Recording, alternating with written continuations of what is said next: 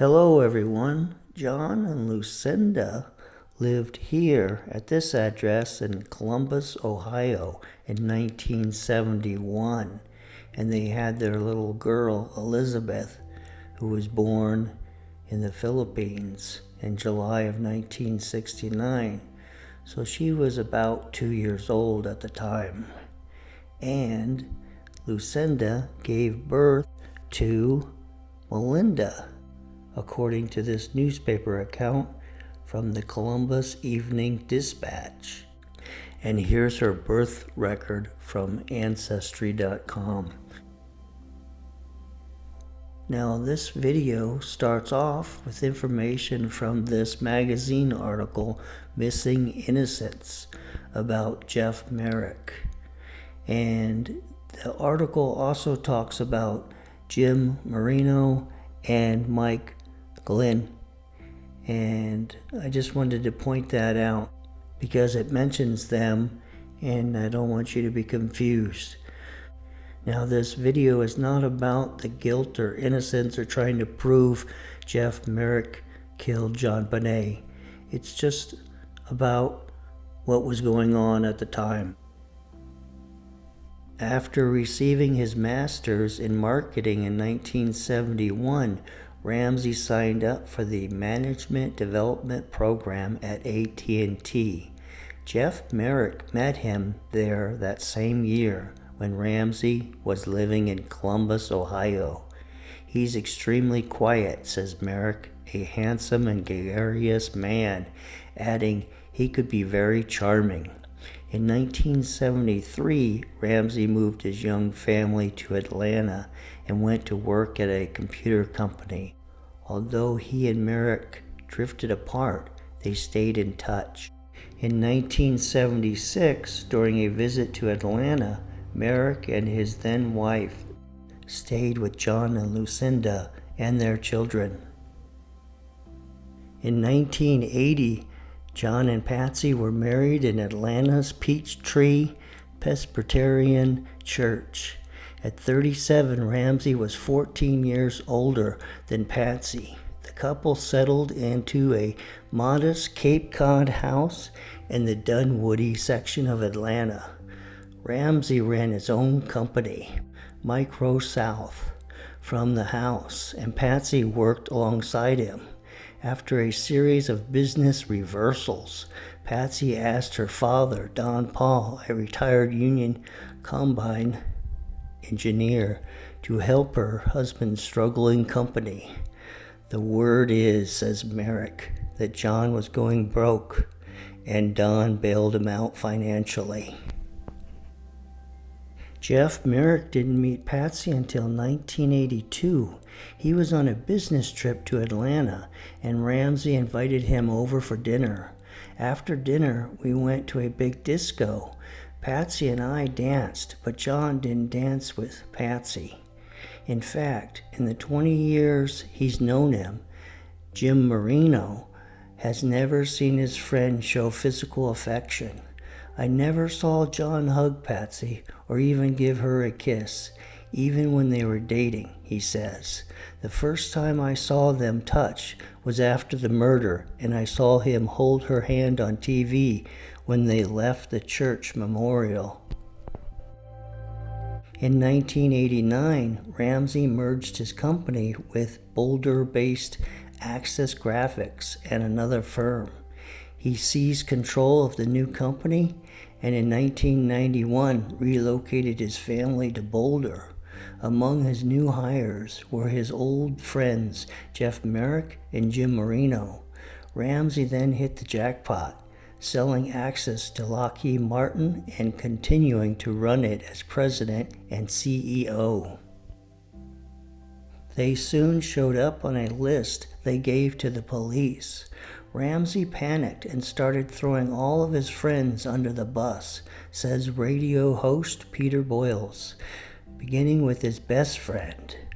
Jeff Merrick, Mike Glenn, and Jim Marino were all horrified to learn that Ramsey had placed them on his suspect list. All of them were questioned by detectives and asked to give blood and/or hair samples. Later, they learned that Haddon's team had identified them to police as disgruntled former employees. Access employees were told that anyone who spoke with the press or the police without permission would be fired. Early in 1996, Ramsey had decided that he wanted to get rid of Merrick. Merrick was shifted to another job, which was soon eliminated. When Merrick confronted Ramsey, his friend of 25 years told him that he was powerless to help him. Merrick filed a complaint with Lockheed Martin, which later prompted the Ramsey team to put him on their suspect list. One of the detectives, Steve Thomas, told me to come in and ask me point blank if I killed her, says Merrick, still fuming. I have no doubt that Ramsey tried to set me up. The specific question the police kept asking me was, why does John Ramsey keep throwing your name out? They asked me to take a polygraph. I said, sure, no problem, as soon as John Ramsey takes one. Marino and Glenn had much softer landings. They were moved around the company to positions that either overtaxed them or made them unhappy enough to quit. Both of them, as well as Merrick, went on to better, higher paid jobs. Glenn and Marino left on fairly good terms. Both immediately phoned Ramsey after the murder to offer their condolences. He was my best friend for a lot of years, said Marino with difficulty. That's what hurt me the most. He indicated that Mike and Jeff were his enemies, and I can tell you they never were. Now in 1992, Jeffrey C. Merrick and his second wife, Kathleen M. Merrick, were living in Kenosha, Wisconsin, at this address here in this house. And Jeff Merrick was working at Snap-on at this time, and he lost his job, and he called John Ramsey about getting a job at Access Graphics. John said yes, and the Merricks moved to Boulder at this address here, and I believe rented this place until they found a home to buy. And the Merricks bought this house for $235,000 in 1993 in Louisville, Colorado.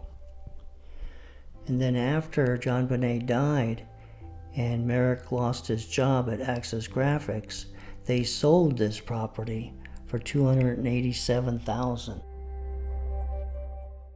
Then the Merricks purchased for $399,400 in 1998 this house in Broomfield, Colorado, possibly to move closer to his new job with Coldwell Bank. A second name offered was that of Jeff Merrick, who had been terminated by Ramsey's company several months before in an unpleasant parting. The police wrote his name down. We also heard that the authorities had questioned Jeff Merrick, who had threatened to bring me and Access Graphics down when he left the company in 1996. Jeff said he had been friends with me once, but certainly wasn't anymore. Death of Innocence, page 166, read by Nancy Drew. We had heard that the police did do some follow-up on the two people we had mentioned to them on December 26th. Linda Hoffman Pugh, our housekeeper, and Jeff Merrick, a former Access employee. Linda, because she had been very agitated a few days before Christmas and wanted to borrow money, and Jeff, because he had made what seemed to be threats against me personally and our business. You can see in this writing, it's like Jeff is just an average, ordinary employee at Access Graphics. It's not like Jeff Merrick was Ramsey's friend for 25 years. Perfect murder, perfect town. Jeff Merrick was someone Ramsey had mentioned to the police on December 26th. Ramsey had met Merrick in 1971 when they both worked as supervisors for AT&T in Columbus, Ohio. In 1994, Ramsey had found a job for Merrick with Access Graphics, but he didn't fit in. Ramsey tried him in different positions, and eventually he demoted him from Director of Distribution to Director of Security while letting him keep his six-figure salary. In March 1996, Ramsey could no longer justify Merrick's salary to Lockheed Martin and told Merrick he would have to take a large pay cut or leave by April 30th. Merrick chose to leave. Later, he claimed the company owed him close to $118,000. He settled for half that amount, but one director of the company heard him say he was going to get Ramsey. Merrick then sent a long fax to Lockheed Martin, denouncing Ramsey for the way he dealt with employees. Jeff Merrick was the second person they had named as a possible murder suspect. He was not surprised when we contacted him, for that friendship had ended in bitterness when Merrick was pushed out of Ramsey's company. Merrick was promoted, then his new executive position was abolished, and Merrick appeared to corporate owner Lockheed Martin, which offered a cash settlement. When we contacted him, he thought the animosity that led to his firing was still at work. "I'm the only guy who ever pulled on the Ramsey halo," he said. For months to come, we crawled all over Merrick, who finally walked into the police department one Saturday morning to answer still more questions, against the advice of his attorney, but wanting to settle things once and for all. I'm here on a murder case without a lawyer, talking to two detectives, having been pointed out by John Ramsey as a suspect, Merrick said to me. Now, where is John Ramsey? John Ramsey, talking about December 26th. I think for a while and then tell them about Jeff Merrick, who had been released recently by our company and left very angry. Jeff had been a friend since he was just out of college, when we both worked for AT&T, and I had arranged for his job with Access a few years earlier. I had tried to make sure that Jeff landed on his feet now and had time to find a new position. Still, Jeff's reaction went way beyond distress. He told people he would bring me and the company down to our knees. He filed a long ethics violation complaint with our corporate headquarters at Lockheed Martin, alleging all sorts of misdeeds. Jeff clearly was one person who was extremely agitated with me. Sadly, he was someone the police would need to check out thoroughly because of how outspoken he had been. Here's some of my thoughts about Jeff Merrick and John Ramsey. In the book, it seems like John Ramsey doesn't really acknowledge the friendship with Jeff Merrick and his other two friends in the magazine article. And then on Merrick's side, it's like he doesn't really appreciate what John did for him. You know, he was out of a job at Snap-on, and John Ramsey got him a good job at Access Graphics in Boulder. And then when it didn't work out, after 4 years, John had to let Jeff Merrick go. But he even gave him a little time. So it wasn't right at all for Jeff Merrick to get all angry. I have to apologize, I used the wrong photograph in previous videos. I used this photograph, Jeffrey M. Merrick, who is from Lexington, Massachusetts, and that's not the right guy. The right guy is this gentleman here, and he graduated from high school in 1965, and this photograph that I used previously is from a university in 1966. So that's not him with the mustache, even though he does look a lot like Jeff C. Merrick.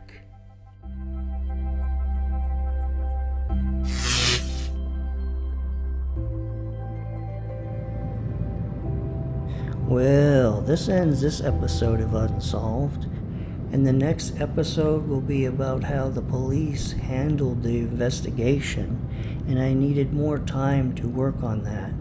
So I'll see you next week with an episode on the JonBenet Ramsey case.